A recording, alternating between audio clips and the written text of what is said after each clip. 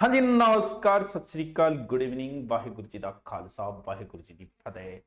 आ जाइए बच्चों, आ जाइए, इस प्रकार आ जाइए कि पढ़ने के लिए आ जाइए। हमारा वैदिक सभ्यता चल रही थी जिसमें हमने 3 वेद, लास्ट वाले उत्तर वैदिक सभ्यता चल रही थी। उत्तर वैदिक के हमने 3 वेद भी पढ़ लिए। उत्तर वेद, उत्तर वैदिक के 3 वेदों का हमने अध्ययन कर लिया। कौन कौन से वेदों का कर लिया? सामवेद, यजुर्वेद और अथर्ववेद, तीनों वेद हमने पढ़ लिए। अब हम कुछ चीजें देखते हैं। जैसे ऋग्वेद की हमने राजनीतिक, सामाजिक, आर्थिक, धार्मिक चीजें देखी थी, वैसे ही हमें उत्तर वेदिक की भी देखनी पड़ेगी, राजनीतिक, धार्मिक, सामाजिक जो भी है। तो सबसे पहले हम उत्तर वेद की आएंगे, राजनीतिक स्थिति। राजनीतिक स्थिति, उत्तर वेद रे टाइम दी राजनीतिक स्थिति क्या थी, देखिए। इससे पहले कौन सा वेद है?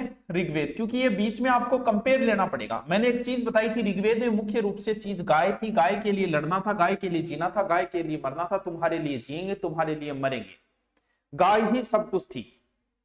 तो फिर धीरे धीरे धीरे धीरे लोग ये स्थायी होते गए, और स्थायी होते ही लोगों को जमीन चाहिए, कृषि करने लग गई। उत्तर वेद में मुख्य चीज क्या हो गई थी?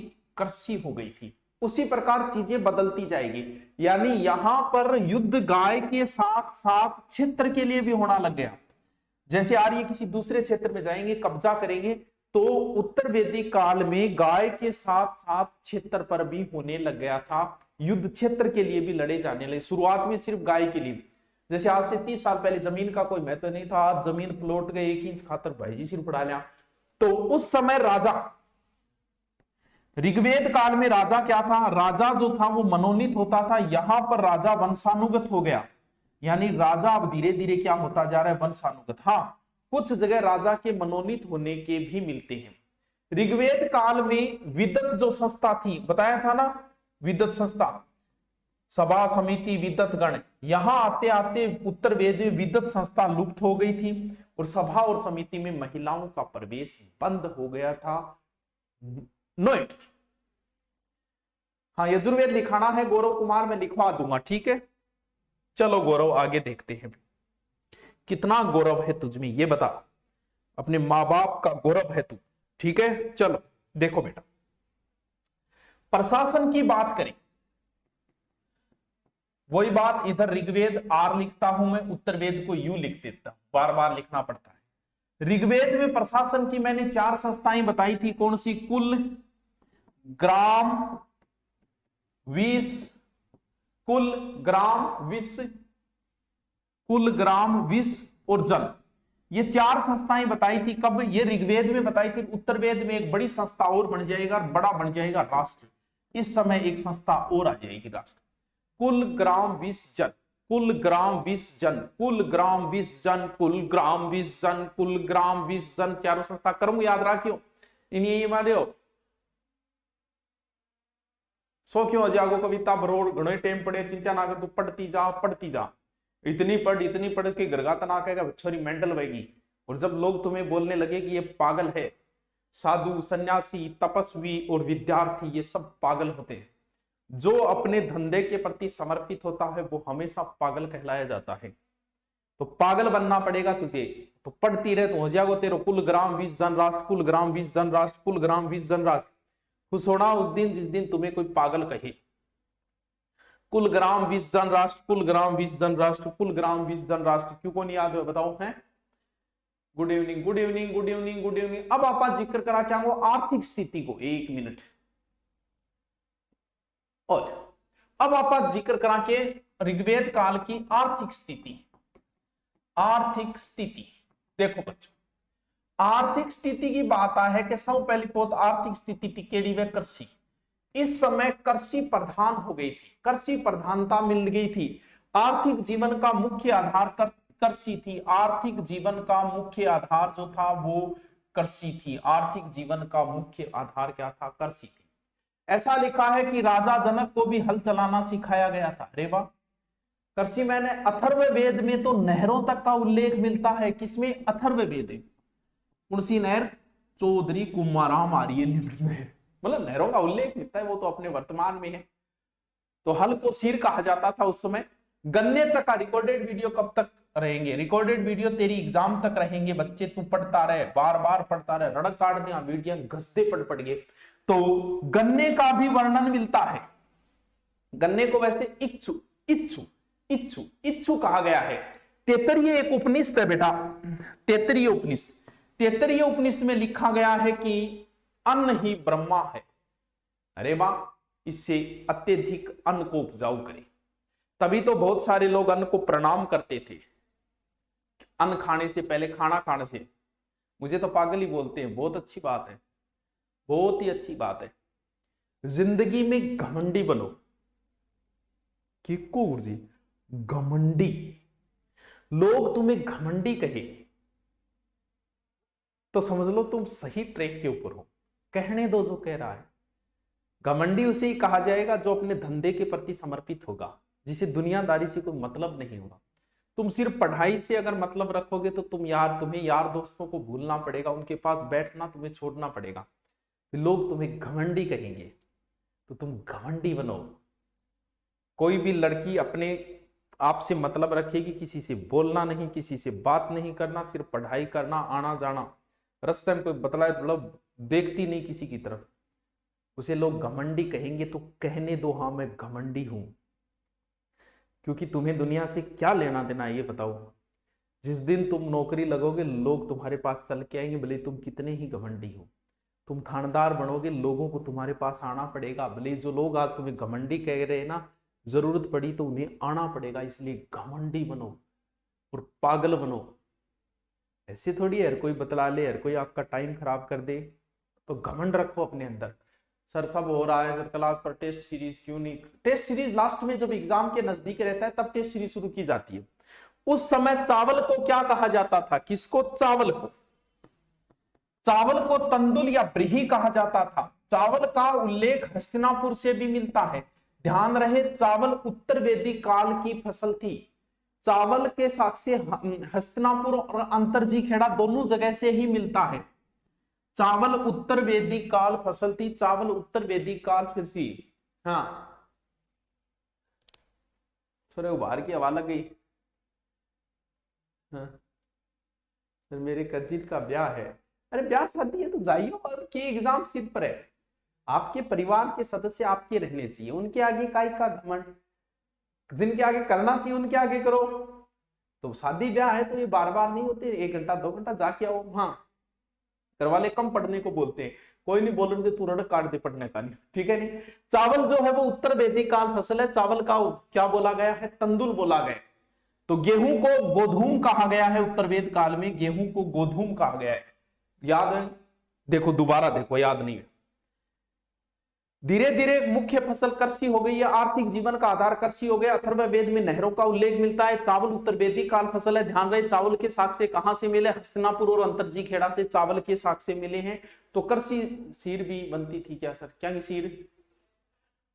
अब हम बात करेंगे उस समय की समाज की। समाज कैसा था उस समय? समाज कैसा था? सर ये लोग बोलते हैं छोरे को बाहर की हवा लगी, लगन दे। तो वर्ण व्यवस्था स्थापित पूर्णतः हो गई थी। वर्ण व्यवस्था उत्तर वेद में, वर्ण व्यवस्था मतलब क्षत्रिय ब्राह्मण वैश्य और शूद्र। शुरुआत में वर्ण का अर्थ रंग था। धीरे धीरे ये वर्ण जो है वो जाति से संबंधित प्रयुक्त होने लग गया, लेकिन छुआछूत नहीं थी। उत्तर वेद काल में छुआछूत नहीं थी। छुआछूत आगे पनपी है सूत्र काल के अंदर।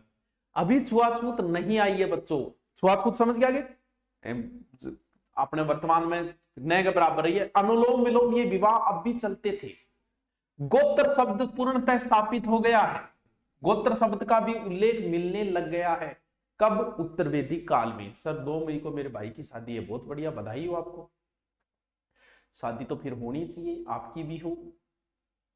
राजस्थान का एकीकरण नहीं करवाया, हम करवा देंगे आपको, एकीकरण भी करवा देंगे। हैं क्यों नहीं करवाएंगे? गोत्र शब्द का उल्लेख जरूर मिलता है ऋग्वेद के अंदर, लेकिन इसका प्रचलन जो है वो उत्तर वेद काल में है। अथर्व वेद में इसका उल्लेख है। मैथ की क्लास कब ली गई पता नहीं। अब बताओ इतनी बात समझ में आई या को नहीं आई? को नहीं आई तो क्यों को नहीं आई? आई तो फिर क्यों आई? अब बात है टाबरों का, आपनो लिखनो बहुत ज्यादा है। अब अपना कुछ यज्ञ और कुछ संस्कार बच्चे है। तो भाई यज्ञ और संस्कार आप बाद में पढ़ लेंगे। अभी पहले आपने सामवेद तो लिख लियो और यजुर्वेद लिखो। हाँ दादा ताऊ जी, अरे मैं कब कह रहा हूं दादा ताऊ जी, परिवार के सदस्यों के आगे नहीं बोल रहे, उनके आगे घमंड नहीं करना है। बाहर के लोग जो आपका समय बर्बाद करते हैं ना, वो कहने दो, उनके पास समय मत दो उनको, अभी आपका समय बहुत कीमती है। परिवार के सदस्य बांग आगे घमंड करोगे, दादाजी के डी मारेगा। हाँ लिखो, तुम भी हर चीज का फॉर्मूला पता नहीं कहां कहां लगा देते हो। अरे चलो लिखो सामवेद यजुर्वेद। आज मेरी गर्लफ्रेंड की शादी है, मुझे दुख हो रहा है। रमेश कुमार तन्ने कितनों को दुख हो रहे, तू आ बता, तन दुख कितो को रे? अरे भाई दुख हो रहे है तो कितो को रे? तो यार यहाँ तो के बताओ, तो दुख को के नमेड़ चालन दे, और बहुत और भी आएंगे, बाहरों की कलियां चुनने वाले। हाँ और भी आता रहेगा, जिंदगी बहुत लंबी है। और 1-1.5 महीना खेल है, तो थोड़ी सी 1-1.5 महीना हो जाए, थोड़ा ज्यादा गहनता है तो 2-1 महीना हो जाए, 1-1.5 महीना खेल है, बिन बात में सामान्य जिंदगी शुरू हो जाए सब। तुम ये मत सोचना तुम्हारे साथ ही हुआ है, सबके साथ होता है। सब आदमी को लगता है कि दुख सिर्फ मुझे ही, मैं प्रेम मैंने ही किया है। कितने लोग दुनिया में कितनी बार कर, एक आदमी 10-10 बार कर बैठा है प्रेम। तो ये नॉर्मल चीजें, इनको सीरियस मत लो, धीरे धीरे। और हो सकता है पहली बार हो तो आपके फर्क पड़ता है, आगे जब और भी लाइफ में आते जाएंगे तो फिर आपकी कोई फर्क नहीं पड़ेगा, कोई आओ कोई जाओ, और कौन सा है मेरे आज क्लास अटेंड की, तुम अपनी शादी में बुलाना, मैं आऊंगा जरूर, एक निवाला ही सही मैं खाऊंगा जरूर। उस दिन सबके सर पे सहरे देखूंगा, पूरी रात रुक के सातों सहरे देखूंगा, वो सातों फेरों के जब तुम सातों वचन लोगी, ईश्वर की कसम जब तुम लोगी, मुझे तुम्हारी आंखों में शर्म देखनी है, वो आग कितनी गर्म है वो आग देख। चल छोड़ो, लिखो यजुर्वेद यजुर्वेद यजुर्वेद यजुर्वेद, हेडिंग डालो यजुर्वेद। देखो इसका उद्भव वायु से माना जाता है, वायु से माना जाता है, माना जाता है।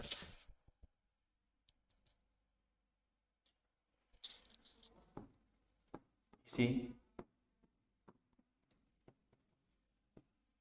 गति या कर्म का वेद कहते हैं।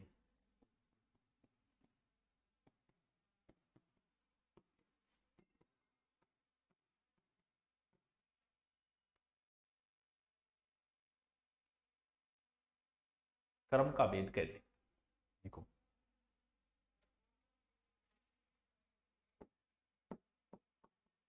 वे वेद गद्य प्लस पद्य दोनों में है।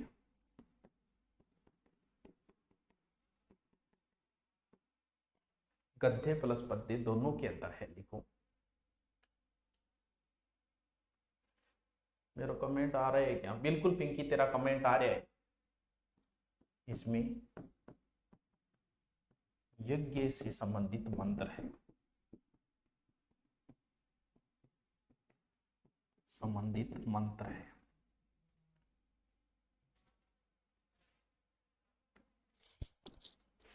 अरे इन्ना हो चेहरे तो बैठी हो, क्यों खाने खड़ी हो रही है?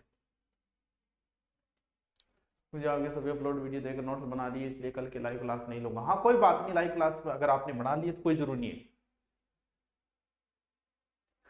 प्रेम प्रेम मन वही को नहीं, एक उम्र के बाद प्रेम प्रेम ये बातें बकवास सी लगने लग जाती है। जैसे शुरुआत में जब प्रेम होता है तो उसे लगता है कि बस यही सब कुछ है, यही दुनिया है, बाकी ये सब पागल है, प्रेम तो सिर्फ मैंने ही किया है, इन्होंने कभी किया ही नहीं। ये होता है बचकानी सी हरकतें। शुरुआत में बातों पे बातें, फेसबुक व्हाट्सएप इंस्टा सब जगह जुड़ा हुआ है, भसड़ मचा रखी है, सभी बातें बता रहे पहले किस किसने इजहार किया, ये काका गिर ताऊआ गिर, फिर बताती है तुम पहले क्यों नहीं मिले, तुम पहले, ऐसी बातें होती है। धीरे धीरे 1-1.5 महीने में बातें, सारी बातें बता दी, अब बताएं क्या, फिर तू सुना होती है। ये छोटी उम्र में ऐसी चीजें होती है, धीरे धीरे इन चीजों को समझ जाओगे आप कि ये सारी मिथ्या बातें हैं, जिनका आगे कोई अर्थ नहीं निकलता है इनका। तो बाद में ये चीजें आपको ऐसे बकवास सी लगने लग जाएगी, यार क्या प्रेम क्या। और एक उम्र के बाद जिसकी उम्र छोटी है, जो 22, 23, 24, 25 के लमसम है, उसे लगता है कि प्रेम सिर्फ मैंने ही किया है, बाकी किसी ने किया नहीं, बाकी सब तो मूर्ख है। उसे लगता है मेरे वाला कुछ डिफरेंट है, हमारी मुलाकात कुछ डिफरेंट तरीके। कोई डिफरेंट नहीं होता, सब वैसे ही होते हैं। लिखो लिखो।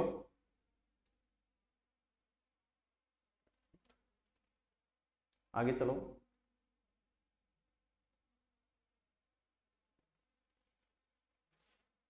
आगे लिखो अथर्ववेद।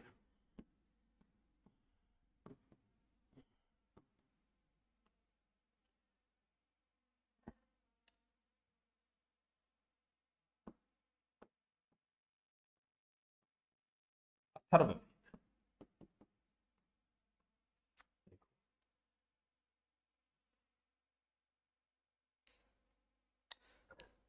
अथर्ववेद। अथर्वा ऋषि ने लिखा।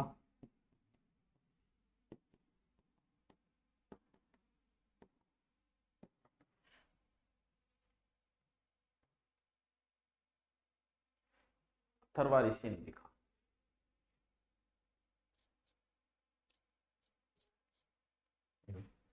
ये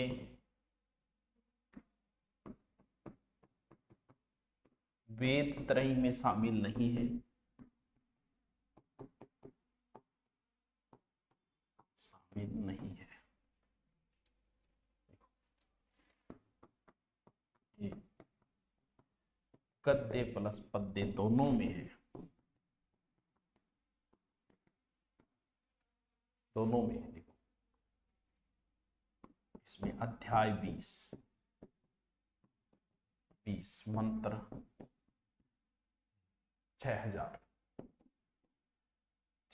सूक्त 731।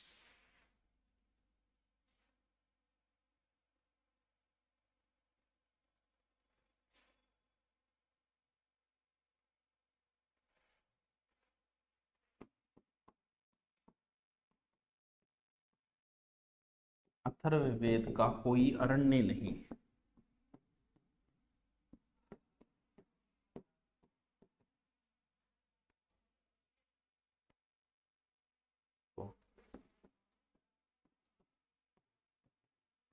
अथर्ववेद का एकमात्र ब्राह्मण ग्रंथ गोपथ ब्राह्मण।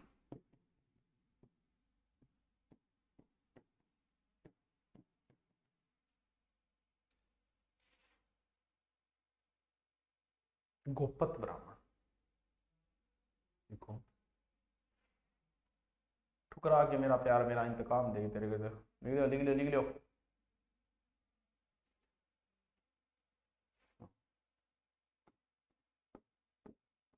से जायते पुनः।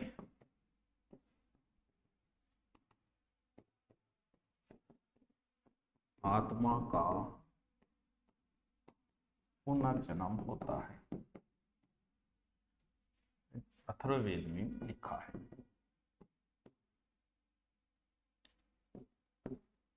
लिखा है लिखा है। देखो नष्ट होते राष्ट्र की तुलना, राष्ट्र की तुलना पानी भरती नाव से की है।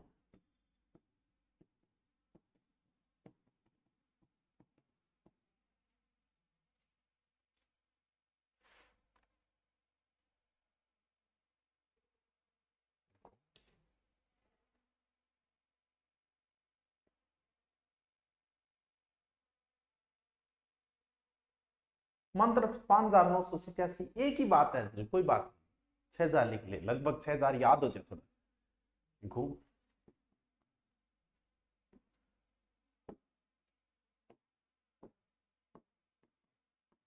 अथर्ववेद में लिखा है युद्ध पहले मस्तिष्क में,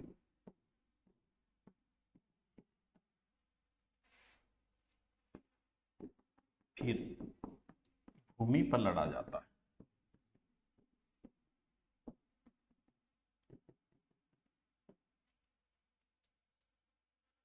देखो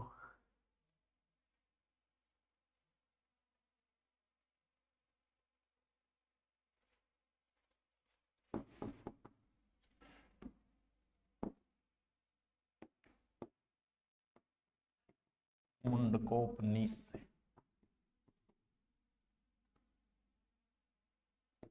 मुंडकोपनिषद लिखो। अथर्ववेद का उपनिषद। अथर्ववेद का उपनिषद। सत्यमेव जयते, ये ध्यान रखना, कई बार पूछ लिया। मुंडकोपनिषद से लिया गया है, से लिया गया है।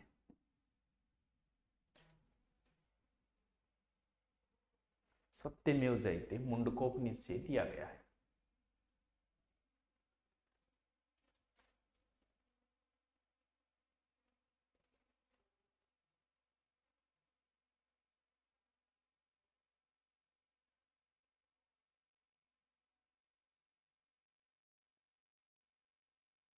देखो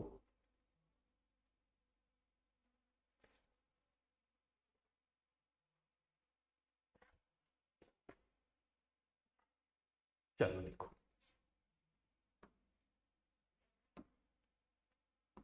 हेडिंग डालो। उत्तरवेद में राजनीतिक स्थिति, राजनीतिक स्थिति, ठीक है। देखो उत्तरवेद में युद्ध, गाय के साथ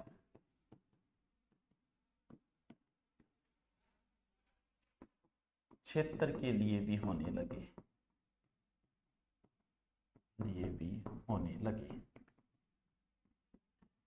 राजा वंशानुगत हो गया।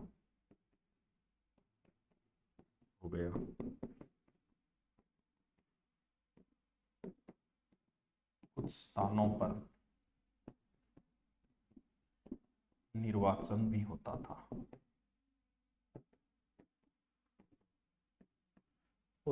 ठीक है।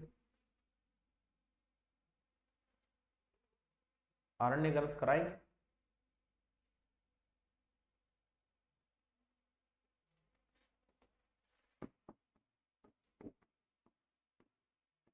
उत्तरवेद में विद्वत संस्था लुप्त हो गई,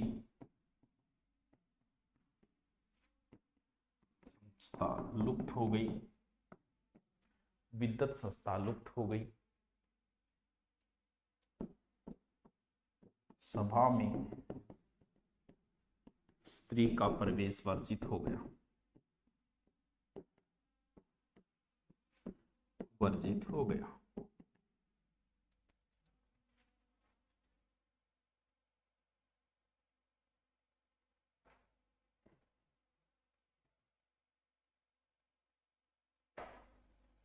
देखो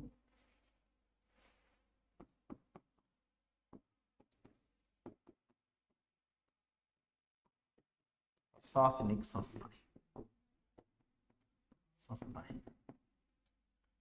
तो कुल ये निशान लगा लेना, ग्राम, विश्व,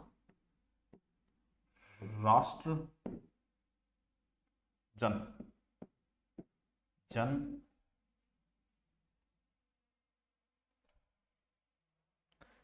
और फिर राष्ट्र। छोटे से बड़े की ओर है, ढंग से लिख लेना, कुल, ग्राम, विश्व, जन, राष्ट्र।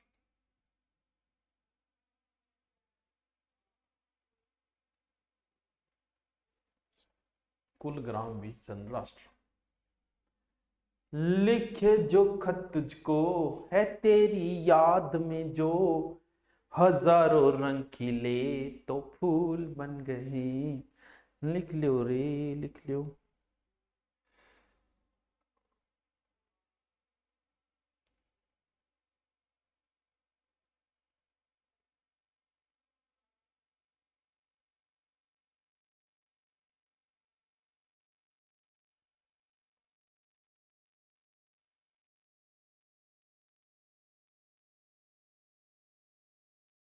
लिखो लिखो, चलो आगे लिखो।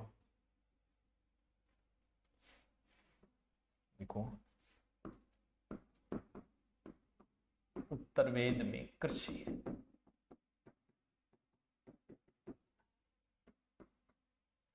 उत्तरवेद में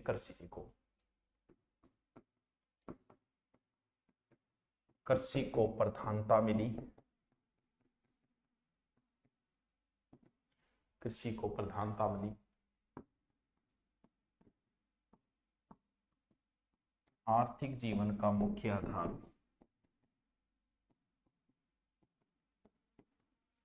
कृषि हो गई।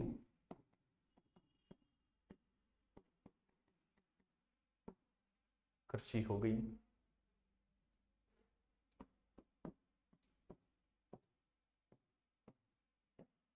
अथर्ववेद में नहरों का उल्लेख है। नहरों का उल्लेख है।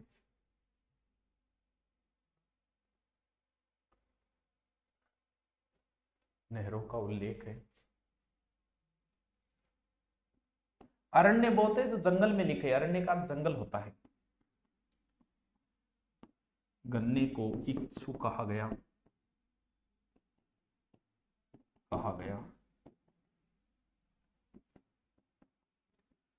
चावल को ब्रीही या तंदुर कहा गया। चावल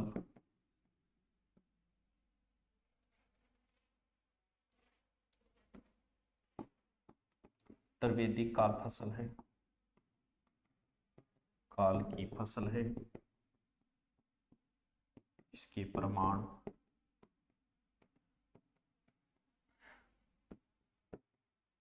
हस्तिनापुर व अंतरजी खेड़ा से मिले।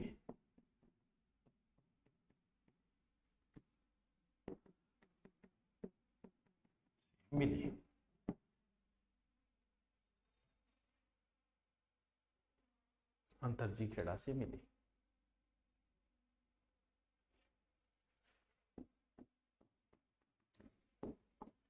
तैत्तिरीय उपनिषद में लिखा है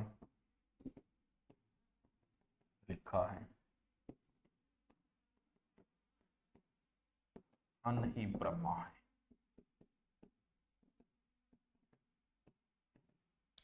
ठीक है।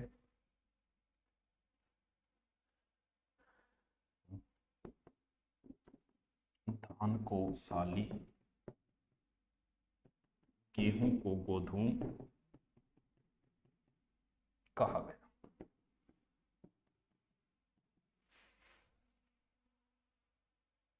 एटा 1050 किए रे। एटा 1050 क्या वो एटा है।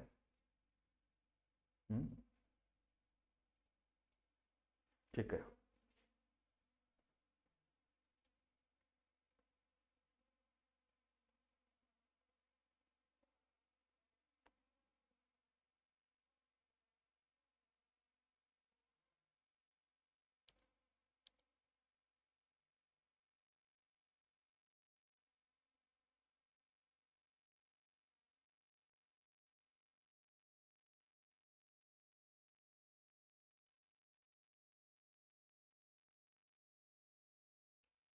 हाँ, एटा यूपी में।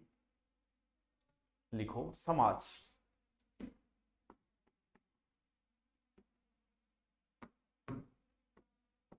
समाज उत्तरवेद में।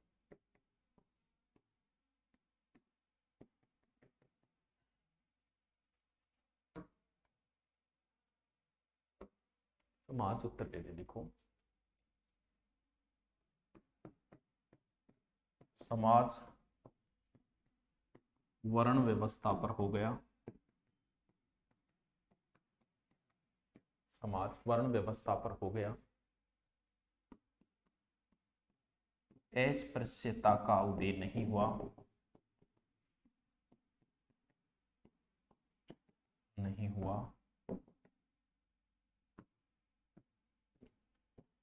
अस्पृश्यता का उदय सूत्रकाल 600 से 300 ईसा सूत्रकाल में हुआ। सूत्रकाल 600 से 300 ईसा।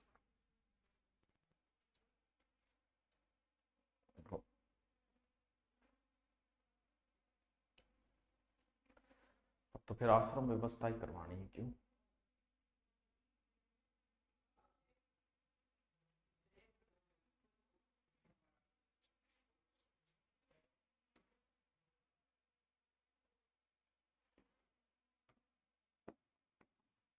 गोत्र, गोत्र शब्द का उल्लेख ऋग्वेद में मिलता है।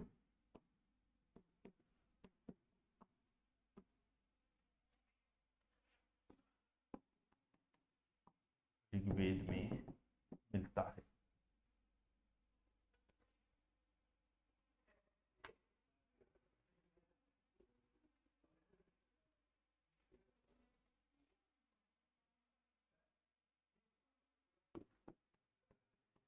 गोत्र उत्तरवेद में प्रचलन में आया।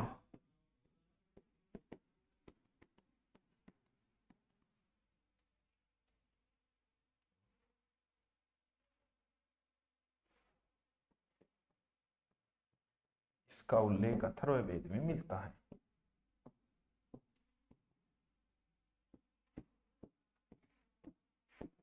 मिलता है,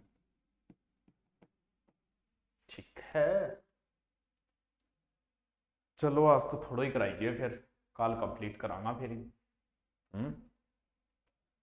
लिख लियो आराम से फिर।